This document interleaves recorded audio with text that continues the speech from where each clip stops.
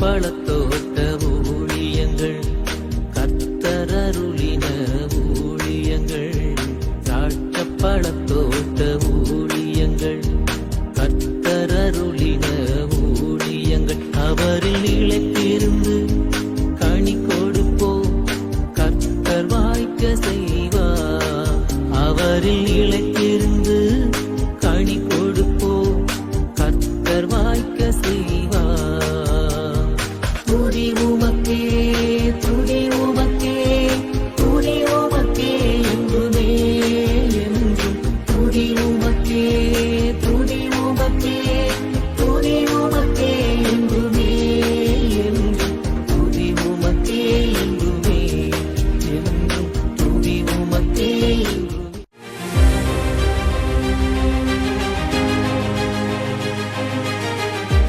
பிரியத்துக்குரியவர்களே, சங்கீதம் 18:17 என்னிலும் அதிக பலவான்களாக இருந்த என் பலத்த சத்ருவுக்கும் என்னை பகைக்கிறவர்களுக்கும் என்னை விடுவித்தார். தாவீதை விட அதிகமாக பலத்தவங்க இந்த பூமியில் எதிரிகளாக அவருக்கு இருந்தார்களாம். அவரால் ஒன்றுமே செய்ய முடியல, அவங்கள ஜெயிக்கவே முடியல. அதனால் ஆண்டவர் அவருக்கு ஜெயத்தை அவர்கள் மேலே கட்டளையிட்டார் என்று சொல்லி பார்க்கிறோம். உங்களுக்கு விட பலமான வியாதி, டாக்டர்ஸை விட பலமான வியாதி, எத்தனையோ வியாதிகள் இந்த பூமியில் இருக்குது. கிட்னி ஃபெயிலியர் ஆகிட்டு, சுகர் ரொம்ப ஜாஸ்தி ஆகிடுச்சு, கால் எடுக்கணும் விரல் எடுக்கணும்னு சொல்கிறாங்க. கேன்சர் பயங்கரமான வியாதி, இதை மருத்துவத்தால் ஜெயிக்க முடியாதுன்னு சொல்லி என்றைக்கு சொல்கிறாங்களோ அன்றைக்கு இந்த வசனத்தை நீங்கள் பிடித்து கொள்ளுங்கள். என்னிலும் அதிக பலவாங்க சத்து கையில் கத்திரனை விடுவித்தார். டாக்டர்ஸை விட அதிக பலமான அந்த வியாதியின் கையிலிருந்து கத்திரனை விடுவிப்பார். பிரியத்துக்குரியவர்களே, உங்கள் அம்மா அப்பா ஹெல்ப் பண்ணியும் கூட அதெல்லாம் முடியாது தாண்டி நிற்கிற கடன் பாரங்களை, அவர்களுடைய பலத்துக்கும் அப்பாற்பட்ட அந்த கடன்களை கத்தர் உங்களை அவருடைய கையிலிருந்து விடுவித்து, கடன்களிலிருந்து உங்களை விடுவித்து சாலத்தில் கொண்டு போய் நிறுத்துவார். பொல்லாத மனிதர்கள் இன்றைக்கு இரவும் பகலும் உங்களுக்கு டார்ச்சர் கொடுத்து கொண்டிருக்கலாம். அவருடைய பலத்த கைகளிலிருந்து கத்தர் உங்களை விடுவிப்பார், உங்களை ஆசீர்வதிப்பார். ஆண்டவர் உங்களை கோடா கூட பெருக பண்ணுவாராக. ஆமேன்.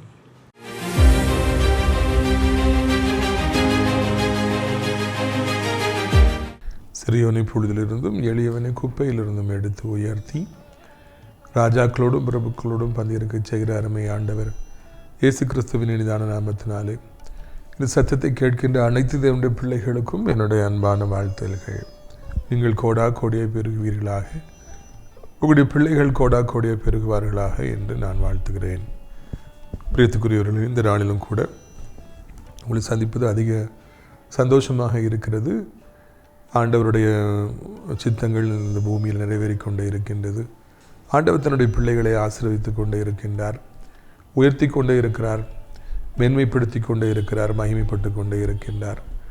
அதை யாரும் தடுக்க முடியாது. இந்த பூமி சொல்கின்ற வரைக்கும் தேவனுடைய பிள்ளைகள் வெற்றி பெற்று கொண்டே தான் இருப்பார்கள். கர்த்தருடைய பிள்ளையாகி நீங்கள் உயர்த்தப்பட்டு கொண்டே தான் இருப்பீர்கள். ஆண்டவர் உங்களை ஆசீர்வதிப்பாராக. இந்த நாளில் நம்முடைய பிரயோஜனத்திற்காக 1 சாமுவேல் 12வது அதிகாரம் 16ஆம் வசனம் முதல், இப்பொழுது கர்த்தர் உங்கள் கண்களுக்கு முன்பாய் செய்யும் பெரிய காரியத்தை நின்று பாருங்கள். இன்று கோதுமை அறுப்பின் நாள் அல்லவா? நீங்கள் உங்களுக்கு ஒரு ராஜாவை கேட்டதினால் கர்த்தரின் பார்வைக்கு செய்த உங்களுடைய பொல்லாப்பு பெரியதென்று நீங்கள் கண்டு உணரும்படிக்கு நான் கர்த்தரை நோக்கி விண்ணப்பம் பண்ணுவேன். அப்பொழுது இடி முழக்கங்களையும் மழையும் கட்டளையிடுவார் என்று சொல்லி. சாமுவேல் தீர்க்கதரிசியைப் போல ஒரு அருமையான தீர்க்கதரிசியை பார்ப்பது மிகவும் கடினம். ஏனென்றால் இஸ்ரவேல் முழுவதுமாக சோரம் போய் கொண்டிருந்த நேரத்தில், ஏலி குமாரர்கள் இஸ்ரவேலில் மிகப்பெரிய அநியாயத்தை செய்து கொண்டிருந்த நேரத்தில், ஜனங்கள் எல்லாரும் மிகவும் நொந்து போயிருந்த நேரத்தில் அவர் எழும்பி இஸ்ரவேலின் தீர்க்கதரிசியாக மாத்திரமல்ல தண்ணீரற்ற தலைவராக இருந்து அவர்களை வழிநடத்தினார், செவைப்படுத்தினார். யுத்தத்தின் நேரத்தில் பெலிஸ்தீர்கள் வந்த பொழுது அவர் முன்பாக நின்று ஜெபித்து இஸ்ரவேல் ஜனங்களுக்கு மாபெரும் வெற்றியை தேடி கொடுத்தார். இஸ்ரவேல் அவருடைய நியாயம் விசாரிக்கிற காலங்களில் மிகவும் செழிப்பான ஒரு நாடாக இருந்தது, ஆசீர்வாதமான நாடாக இருந்தது. ஒருவரும் இஸ்ரவேலை நெருங்க முடியவில்லை. ஏனென்றால் அவர் அவ்வளவு ஒரு நல்ல தேவனுடைய மனிதனாக இருந்தார். ஒரு தேவனுடைய மனிதன் ஒரு வீட்டில் இருக்கிற பொழுது அந்த வீட்டில் மக்களுக்கு அவர் ஆலோசனை கொடுக்கின்றார். அவர் ஜெபித்து அவர் நிறைய ஆசீர்வாதங்களை கொண்டு வருகிறார். எதிரிகள் வருகிற பொழுது, யுத்தங்கள் வருகிற பொழுது, வியாதிகள் வருகிற பொழுது, கொடூரமான வியாதிகளாக வருகிற பொழுது தேவனுடைய மனிதன் ஜெபித்து அந்த வியாதிகளை துரத்துகிறார், வறுமையை துரத்துகிறார். எதிரிகள் எல்லாம் காணாமல் போய்விடுகிறார்கள். அந்த குடும்பம் பாதுகாக்கப்படுகிறது. ஒரு சாமுவேலினாலே மொத்த இஸ்ரவேலும் பாதுகாக்கப்பட்டது. ஒருவேளை நீங்கள் உங்கள் வீட்டில் ஜெப வீரராக இருப்பீர்கள் என்றால் உங்கள் நிமித்தமாக உங்கள் குடும்பத்தில் உள்ள எல்லாருக்கும் வெற்றி கிடைக்கும். எல்லாருக்கும் கவர்மெண்ட் ஜாப் கிடைக்கும். எல்லோரும் பிஸ்னஸில் உயர்ந்த அடைக்கிடத்தில் போவாங்க. ஏன்னா நீங்கள் ஜெபிக்க வரலை, வழிநடத்த இல்லையா, மாபெரும் ஆசீர்வாதங்கள் உண்டாகும். அதுதான் சாமுவேல் தீர்க்கதரிசியுடைய வாழ்க்கை நமக்கு சொல்லி காண்பிக்கின்றது. வீட்டில் உள்ளவங்களை குறித்து கவலைப்படாதீங்க. உங்கள் ஃபேமிலியில் உள்ள யாரையோ குறித்து, உங்களுக்கு பிரியமானவங்களை குறித்து வருத்தத்தோடு இந்த செய்தியை கேட்டுட்ருக்கீங்களா? ஐயோ இந்த வியாதி வந்துருச்சே, என்ன ஆகும்னு சொல்லி தெரியலையே, சரியாக மாட்டிக்க, ஐயோ கடன் பாரத்தில் சிக்கிக்கிட்டாங்களே, என்ன ஆகும்னு சொல்லி தெரியலையே, பல பிரச்சனைகள் என் பிள்ளைகள் சிக்கியிருக்காங்களே, போதை பழக்கத்தை நோக்கி போகிறாங்களே, கெட்ட நண்பர்கள் இருக்காங்களே, என்ன செய்யணும்னு சொல்லி தெரியலையே, என் பிள்ளைகளுக்கு இப்படிப்பட்ட போராட்டம்லாம் வந்துருச்சு. அப்படிலாம் நீங்கள் கலங்கக்கூடாது. ஏனென்றால் நீங்கள் ஜெப வீரராக இருக்கிறபடியினாலே, அன்பு சகோதரா, அன்பு சகோதரி, நீங்கள் கர்த்தரை நோக்கி பார்க்கிறபடியினாலே உங்கள் நிமித்தமாக உங்கள் குடும்பத்தில் உள்ள எல்லோரையும் ஆண்டவர் ரட்சிப்பார். அதுதான் தேவன் உங்களுக்கு தருகிற அழைப்பு. இது சாமுவேல் தீர்க்கதரிசியின் மூலமே மொத்த இஸ்ரவேல் ரட்சிக்கப்படணும். அதுதான் கர்த்தருடைய சித்தம். அதே மாதிரி உங்கள் நிமித்தமாக உங்கள் மொத்த குடும்பம் ரட்சிக்கப்படணும், ஆசீர்வதிக்கப்படணும். அதை நீங்கள் கண்டிப்பாக செய்வதற்கு ஆண்டவர் உதவி செய்வார். உங்கள் ஜெபங்களை தள்ள மாட்டார். நீங்கள் என்ன கேட்கிறீர்களோ அதை ஆண்டவர் உங்களுக்கு செய்வார். இப்படி இஸ்ரவேல் ஜனங்களுக்கு அவர் வெற்றியை பெற்றுக் கொண்டிருந்த பொழுது ஜனங்கள் திருப்தி அடையாதபடி எல்லா பக்கத்து நாட்டு ராஜாக்களையும் பார்த்து, ஜனங்களை பார்த்து, அவர்களுக்கு ராஜா இருக்கிறார்கள், தே ஹாவ் கிங், அவங்களுக்கு எல்லாம் ராஜா சொல்லும்படி தான் எல்லாம் நடக்குது, அவங்க நாடு எவ்வளோ அழகாக இருக்குது, எங்களுக்கு ராஜா இல்லை, நீர் தானே இருக்கிற, நீர் தீர்க்கதரிசி, வயசாகி போச்சு, எங்களுக்கு ராஜா வேணும் அப்படின்னு சொல்லி பக்கத்து நாட்டு மக்களை பார்த்து, ஆண்டவரை அறியாத அந்த மக்களை பார்த்து, அவருடைய பழக்க வழக்கங்களை பார்த்து எங்களுக்கும் ராஜாவை ஏற்படுத்தி தாரும் என்று சாமுவேல் தீர்க்கதரிசிட்ட போயிட்டு அவங்க சொன்னாங்களாம், சண்டை போட்டாங்களாம். பல வருடமாய் அவர் எந்த குறையுமின்றி இஸ்ரவேலை நடத்துகிறார். ஆண்டவருடைய திருச்சித்தமும் அதுவாக தான் இருக்கிறது. ஆண்டவரே அவர்களுக்கு ராஜாவாக இருக்கிறார். சாமுவேல் தீர்க்கதரிசியை உயர்ந்த அடைக்கலத்தில் மக்கள் வைத்திருக்காங்க. இப்போ அவங்க சொல்கிறாங்க, நீர் வேண்டாம், வயசாகி போச்சு, எங்களுக்கு ராஜாவை ஏற்படுத்தி தாரோம், அங்கே பாருங்கள், இங்கே பாருங்கள், அந்த நாட்டை பாருங்கள், இந்த நாட்டை பாருங்கள், அமெரிக்காவை பாருங்கள், ரஷ்யாவை பாருங்கள், இங்கிலாண்டை பாருங்கள், எங்களுக்கும் அவங்கள மாதிரி ஒரு ராஜா வேணும் அப்படின்னு சொல்லிட்டு அவங்க சொன்னாங்களாம். பிரியத்துக்குரியவர்களே, இந்த நாளிலே ஒரு சில கசப்பான காரியங்களை நம்முடைய வாழ்க்கையில் காணலாம். நீங்கள் எவ்வளவோ ஒருவரை நேசித்தாலும், எவ்வளவோ உண்மையாய் அவர்களுக்கு இருந்தாலும், எவ்வளவோ அவர்களுக்காக நீங்கள் எவ்வளவோ நல்ல காரியங்களை செய்திருந்தாலும், தொண்டு செய்திருந்தாலும், செருப்பாக உழைத்திருந்தாலும், அவங்க திடீர்னு நீ எனக்கு வேண்டாம், எனக்கு வேறு ஆட்களை ஏற்படுத்தி கொள்ளணும், நண்பர்களை ஏற்படுத்தி கொள்ளணும், ஓ அன்பு எனக்கு வேண்டாம், வேறு அன்பு தான் எனக்கு வேண்டும், தகப்பன் தாயுடைய அன்பு எனக்கு வேண்டாம், நேற்று சந்தித்தவனுடைய அன்பு தான் வேணும், இன்ஸ்டாகிராமில் சந்தித்தவனுடைய அன்பு தான் வேணும், வாட்ஸ்அப்பில் புதுசாக ஒருத்தர் வந்திருக்கு அவருடைய அன்பு தான் வேணும்னு சொல்லிட்டு ஜனங்கள் எல்லாருமே அப்படியாக உங்களுடைய அன்பை புறக்கணித்து வேறொரு அன்பை நோக்கி செல்லலாம். அது ரொம்ப கொடுமையான ஒரு காரியம். நீங்கள் யாருக்காக வாழ்கிறீர்களோ அவர்கள் உங்களை வேண்டாம் என்று சொல்லி வேற பக்கமாக கண் போட்டு அவங்க தான் வேணும், நீங்கள் வேண்டான்னு சொல்லி செல்லலாம். நீங்கள் கர்த்தருடைய பிள்ளை தான், அவர்களை எவ்வளவோ காப்பாற்றினீர்கள் என்பது உண்மைதான், உயர்த்தினீர்கள் என்பது உண்மைதான். ஆனால் சில நேரங்களில் ஜனங்கள் உங்களை வேண்டாம் என்று சொல்லலாம், புறக்கணிக்கலாம், தள்ளலாம். அந்த நேரத்தில் எப்படிப்பட்ட ஒரு மனநிலைமை இருக்கும் என்பதை நாம் சிந்திக்க வேண்டும். பிரியத்துக்குரியவர்களே, அது கசப்பாக இருக்கும், அது வேதனையாக இருக்கும். இதைத்தான் இந்த நாளிலே ஆண்டவர் நம்மோடு பேசுகிறார். சாமுவேல் தீர்க்கதரிசி நோ லாங்கர் ஹீஸ் யங், வயசாயிடுச்சு, அவர் வேண்டான்னு மக்கள் சொல்கிறாங்க, அங்கே பாருங்கள் இங்கே பாருங்கன்னு சொல்லிட்டு எங்களுக்கு ராஜா தான் வேணும்னு சொல்லும் பொழுது அவருடைய மனநிலைமை எவ்வளவு கஷ்டமாக இருந்திருக்கும் என்பதை நாம் இந்த நாளில் சிந்திக்க வேண்டும். இன்னொன்று நாம் புரிந்து கொள்கிறோம், அங்கே ராஜா இருக்காங்க, இங்கே ராஜா இருக்காங்க, எங்களுக்கு ஏன் இல்லை? கர்த்தருடைய பிள்ளைகள் ஒரு காலம் பாகாலை செய்விக்கிற இந்த உலகத்து வழிமுறைகளை பின்பற்றி போகிற மக்களுக்கு அப்படி இருக்குது இப்படி இருக்குது, எங்களுக்கு ஏன் இல்லை அப்படின்னு சொல்லிட்டு கேட்கக்கூடாது. நம்ம பைபிளை பார்க்கணும், ஆண்டவரை பார்க்கணும், தேவனை நோக்கி பார்த்து நம்ம நன்மைகளை பெற்றுக்கொள்ளும்போது தவிர்த்து நம்ம கண்ணு அங்கேயும் இங்கேயும் போகுது. ஆண்டு அறியாதவங்க மேலே போயிட்டு அவங்களுக்கு இப்படி இருக்குது இப்படி இருக்குது எங்களுக்கும் வேணும்னு சொல்லி கேட்பது தவறானது. அதை ஆண்டவர் ஏற்றுக்கொள்ள மாட்டார். இல்லை, அவங்களுக்கு அப்படி இருக்கிறது போல் நல்ல காரியங்களுக்கு போல் தோணலாம். பக்கத்தில் போய் பார்த்தீங்கன்னா ஏராளமான வேதனைகளே எங்கே காத்திருக்கும். அதனால் பிரியத்துக்குரியவர்களே, நம்முடைய கண்கள் ஆண்டவரை பார்க்கட்டும். இஸ்ரவேல் ஜனங்கள் செய்த மிகப்பெரிய தவறு, எல்லா நாட்டுக்கு ராஜா இருக்குது எங்களுக்கு ஏன் இல்லைன்னு சொல்லி கேட்டது. ஆண்டவர் வேதனைப்பட்டாராம். நம்ம யாரையாவது பார்த்து அவங்களுக்கு இப்படி இருக்க ஏன்ப்பா எனக்கு நீ செய்யலைன்னு கேட்டிங்கன்னா அவர் வேதனைப்படுவார். ஏன்னா ஆண்டவர் நமக்கு எல்லாத்தையும் செய்ய ஆயத்தமாக இருக்கிறார். அதனால் நம்ம யாரையும் பார்த்து நம்ம வேதனைப்பட வேண்டாம். அப்போது எல்லோரும் மிஸ்பாவில் கூடுறாங்க. அவர் மிஸ்பா தான் அவருடைய இடம். அப்போ அவர் நான் சொல்கிறாரு, நான் போய் ஆண்டவர் நோக்கி விண்ணப்பம் பண்ணுவேன், பாருங்கள் இது அறுப்பு கால், மழை பெய்கிறதுக்கு வாய்ப்பே கிடையாது, நான் விண்ணப்பம் பண்ணுவேன், அப்பொழுது ஆண்டவர் அங்கே மழையை கட்டளையிடுவார் என்று அவர் அங்கே ஒரு சவால் மாதிரி சொல்கிறார். எனக்கு உடனடியாக ஞாபகத்துக்கு வந்தது எலியா தீர்க்கதரிசி வானத்திலிருந்து அக்கினி வரும்னு சொல்லி சொன்னார். ஏன்னா அப்பவும் ஜனங்கள் வேவரிங்காக தான் இருந்தாங்க. பாகால் தெய்வமா ஆண்டவர் தெய்வமானு சொல்லி தெரியாமல் தடுமாறிட்டு இருந்தாங்க. உடனே அங்கே எலியா தீர்க்கதரிசி ஒரு சவால் விட்டார், வானத்திலிருந்து அக்கினியால் பதில் தருகிறவரே உண்மையான தெய்வம் என்று சொல்லி.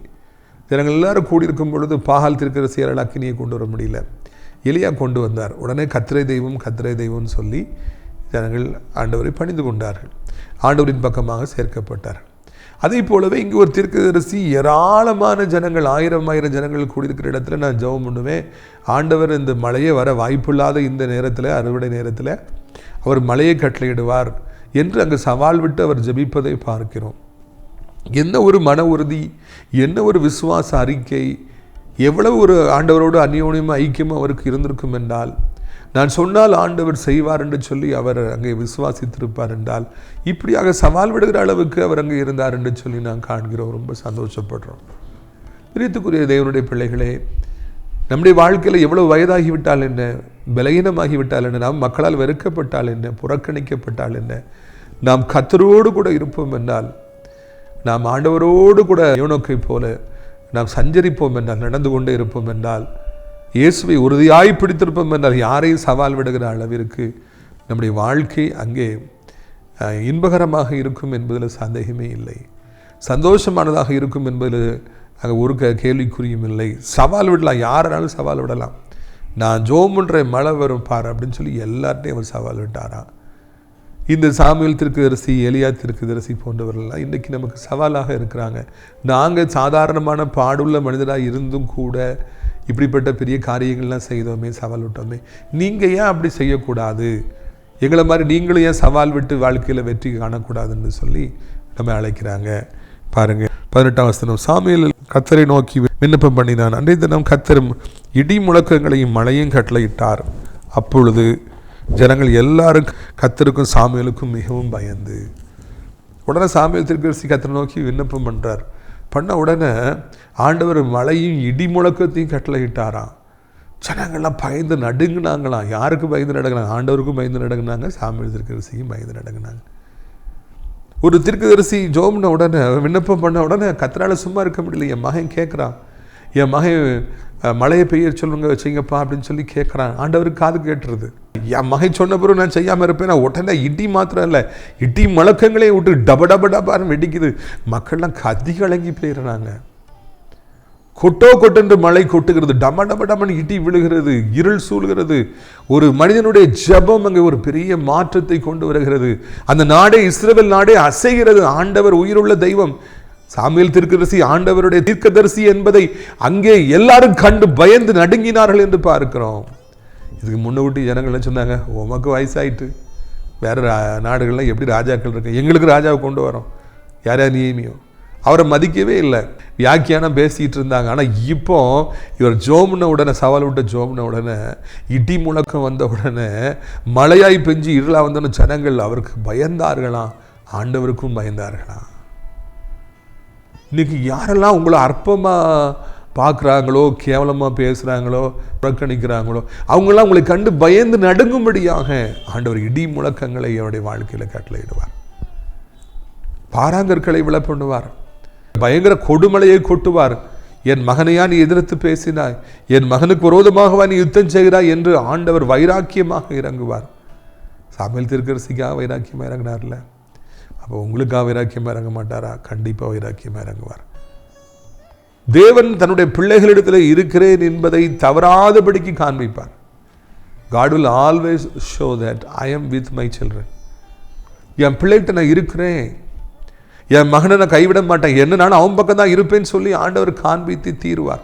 உங்களை ஆண்டவர் காமிச்சு கைவிடவே மாட்டார், உங்க கூட இருக்கிறத ஆண்டவர் நிரூபிச்சே தீருவார்.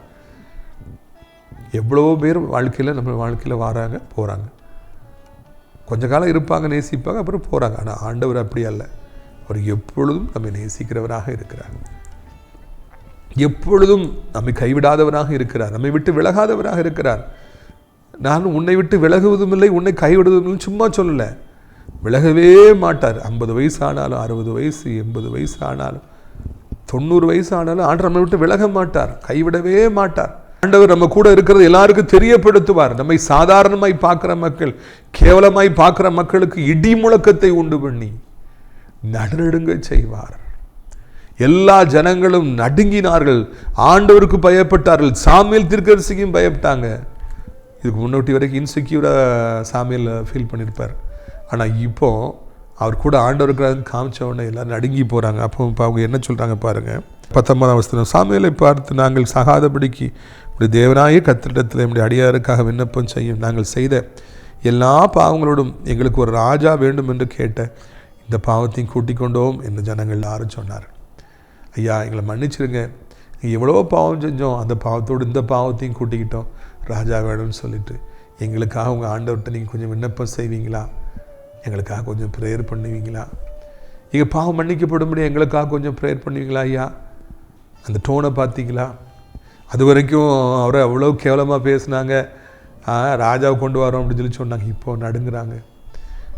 எங்களுக்காக கொஞ்சம் ஜெபிப்பீங்களா? சூழ்நிலைகளை ஆண்டவர் எப்படி மாற்றுகிறார் என்பதை இந்த இடம் நமக்கு காண்பிக்கிறது.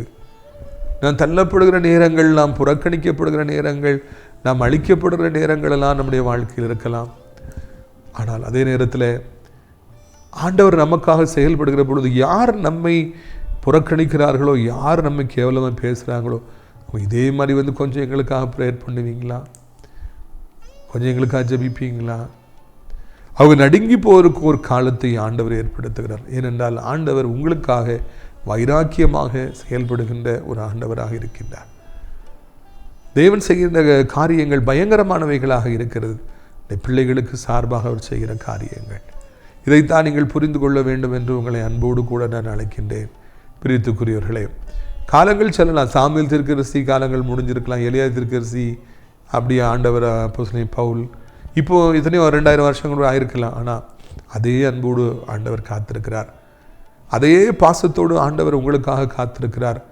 அதே அன்போடு உள்ள ஆண்டவர் அதே போல இடி முழக்கங்களை உண்டு பண்ணி உங்கள் எதிரிகளை கலங்கடிப்பார். உங்களை பார்த்து அவர்கள் தேடி வந்து எங்களுக்காக கொஞ்சம் ஜெபம் பண்ணுவீங்களா? இந்த நாட்களில் ஊழியம் செய்கிறது எவ்வளோ கடினமாக இருக்குது பார்த்தீங்களா? ஊழியத்துக்கு எவ்வளோ எதிர்ப்பு. எத்தனை பொல்லாத மனிதர்கள் எந்திரிச்சு அப்படி நீ பண்ணக்கூடாது, இப்படி பண்ணக்கூடாதுலாம் எந்திரிச்சு ஊழியங்களுக்கு எதிராக எதிர்ப்பை தெரிவிக்கிறாங்க. ஆனால் ஒரு நாள் அவங்களும் வருவாங்க, எங்களுக்காக கொஞ்சம் ஜெபம் பண்ணுவீங்களா ஐயா? உங்கள் ஆண்டவர்கிட்ட கொஞ்சம் ஜெபம் பண்ணுவீங்களா? உங்களுக்கும் கூட ஒரு நல்ல செய்தி ஆண்டவர் கொடுக்குறாரு. உங்களை யார் இன்றைக்கி பயமுறுத்துகிறாங்களோ, யார் அற்பமாக நினைக்கிறாங்களோ, யார் உங்களை வேண்டான்னு சொன்னாங்களோ, கையை கட்டிட்டு வந்து நிற்பாங்க, கையை குனிஞ்சு நிற்பாங்க. எங்களுக்காக கொஞ்சம் ஜெபிப்பீங்களா அப்படின்னு சொல்லிட்டு வந்து நிற்பாங்க. இதைத்தான் ஆண்டவர் இந்த நாளில் என்னோடும் உங்களோடும் அவர் பேசுகின்றவராக இருக்கின்றார். சாமுவேல் தீர்க்கதரிசியுடைய வாழ்க்கை ஒரு நீண்ட பிரயாணம். அந்த நீண்ட பிரயாணத்தில் முதல்ல ஆரம்பத்தில் வெற்றி, ஆரம்பத்தில் மகிழ்ச்சி. அவர் தன் குடும்பத்திற்கு, தன்னுடைய ஜனங்களுக்கு வெற்றியை கொண்டு வந்தார், இந்த மீட்பை கொண்டு வந்தார், எதிராளிகளிடம் தப்பு வைத்தார், எல்லாம் நல்லா போச்சு. பிறகு ஜனங்கள் நீர் வேண்டாம், எங்களுக்கு ராஜா வேணும்னு கேட்ட உடனே அவர் மிகவும் இன்செக்யூராக ஃபீல் பண்ணி என்ன அப்படின்னு சொல்லி சிந்திக்கும் பொழுது, ஜெபவீரனாய் மாறி ஜெபித்த பொழுது ஆண்டவர் வானத்திலிருந்து மலையை கொண்டு வந்து இடிமுழக்கத்தை கொண்டு வந்து அவரோடு இருப்பதை ஆண்டவர் காண்பித்தார். உங்களுடைய வாழ்க்கையிலும் அவர் உங்களோடு இருப்பதை ஆண்டவர் எல்லாருக்கும் காண்பிப்பார். எல்லோரும் கண்டு ஆச்சரியப்படுவாங்க, எல்லாரும் கண்டு நடுங்குவாங்க. இது உங்களுக்கு கர்த்தர் தருகிற அங்கீகாரம். நீங்கள் ஆண்டுடைய பிள்ளை என்கிறபடியினாலே, நீங்கள் ஆண்டுடைய உண்மையான ஊழியக்காரர் என்கிறபடியினாலே உங்களுக்கு தருகிற அங்கீகாரம். உங்களை உக்கிர பகையாய் பயக்கிறவர்கள், உங்களை அழிக்க வேண்டும் என்று நினைக்கிறவர்கள், உங்களை கேவலமாய் பேசுகிறவர்கள் உங்கள் வீட்டில் வந்து நின்றுட்டு எனக்காக கொஞ்சம் ஜெபிப்பீங்களா, என் பிள்ளைக்காக கொஞ்சம் ஜெபிப்பீங்களான்னு சொல்லி அவங்க கேட்டு நிற்பாங்க. இதுதான் தேவன் உங்களுக்கு தருகிற அங்கீகாரம். நீங்கள் யாரையும் தேடி செல்ல வேண்டிய நிலைமை வரவே வராது. உங்கள் எதிராளிகள்கிட்ட போயிட்டு, உங்களை பயக்கிறவங்ககிட்ட போயிட்டு, உங்களை அற்பமாக நினைக்கிறவங்ககிட்ட போயிட்டு கொஞ்சம் ஹெல்ப் பண்ணுவீங்களா, கொஞ்சம் எனக்கு உதவி செய்வீங்களா, கொஞ்சம் காசு தருவீங்களா, நீங்கள் கையை நிற்க வேண்டிய ஒரு நிலைமை வரவே வராது. அதே நேரத்தில் அவர்கள் உங்களை தேடி வரும்படியான ஒரு சூழ்நிலை வரும். ஆண்டவர் அதான் பைபிளில் சொல்கிறார், நீயோ கடன் வாங்க மாட்டாய், கடன் கொடுப்பாய் என்று ஆண்டவர் சொல்கிறார். உங்கள்கிட்ட வந்து கேட்பாங்க, எங்களுக்கு ஹெல்ப் பண்ணுவீங்களா, எங்களுக்காக ஜெபிப்பீங்களா, எங்களுக்காக கொஞ்சம் வருவீங்களா என்று அவங்கெல்லாம் மிகவும் உங்களை வருந்தி கேட்பார்கள். இதுதான் ஆண்டவருடைய பிள்ளைகளுக்கு கர்த்தர் கொடுக்கிற அங்கீகாரம். ஒருபொழுதும் நீதிமான்கள் துன்மார்க்கருக்கு முன்பு தலை குனிந்து போவதில்லை. ஒருபொழுதும் நீதிமான்கள் கைவிடப்படுவதில்லை. ஒருபொழுதும் நீதிமான்கள் வெட்கப்பட்டு போவதில்லை. ஒருபொழுதும் நீதிமான்கள் கையேந்து நிற்க வேண்டிய சூழ்நிலை கர்த்தர் அவர் அனுமதிப்பது இல்லை. மாறாக அவர் ஆசீர்வதிக்கிறவராக இருக்கின்றார். பிரியத்துக்குரியவர்கள், அருமையான நாளில் கூட கர்த்தர் என்னோடு உங்களோடும் பேசுகிறார். சாமுவேல் தீர்க்கதரிசி வாழ்க்கையில் நடந்ததுக்கும் என் வாழ்க்கைக்கும் என்னையா சம்பந்தம் இருக்குது? எனக்கு எவ்வளோ பிரச்சனை இருக்குது தெரியுமா நீங்கள் சொல்லலாம். நானே பெரிய சாமுவேல் தீர்க்கதரிசி மாதிரி பெரிய பரிசுத்தவானா நீங்கள் சொல்லலாம். இல்லை இல்லை, நீங்களும் சாமுவேல் தீர்க்கதரிசியை போல ஒரு மிகப்பெரிய தேவனுடைய மனிதன்தான். ஆண்டவர் சாமுவேல் தீர்க்கதரிசியை எத்தனை அன்பினாலே நேசித்தாரோ அதே அன்பினால் தான் உங்களையும் நேசிக்கிறார். அவர் நிச்சயமாக உங்களுக்கும் அவர் அதிசயங்களை செய்வார், அற்புதங்களை செய்வார் என்பதில் சந்தேகமே இல்லை. கவலைப்படாதிருங்கள். ஆண்டவர் உங்களுக்காக இந்த நாளிலே யுத்தங்களை செய்ய போகிறார்.